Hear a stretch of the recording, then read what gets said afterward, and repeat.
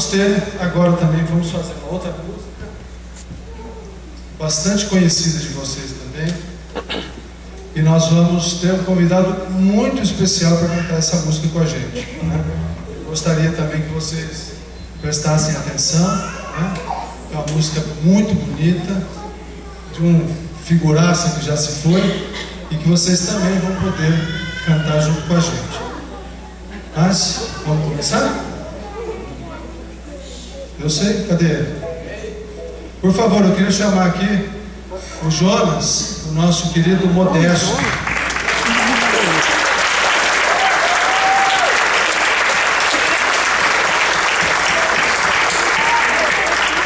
Talvez muitos de vocês não saibam quem é essa pessoa aqui.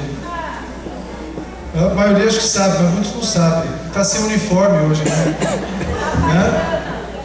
Então, agora vocês vão ver que além do uniforme, né, todos nós temos alguma competência, né? E o ser humano é fantástico por causa disso. Todos nós temos dons, todos nós temos competências, todos nós temos o dom que Deus nos dá para poder, sabe, transmitir alguma coisa, seja qual forma for de transmissão. Então nós vamos tocar uma música muito bonita, também com acompanhamento do André Coelho na guitarra, uma música que eu tenho certeza que vocês vão gostar muito. Quero também vê-los cantar essa grande música. Vamos lá? 1, 2, 3.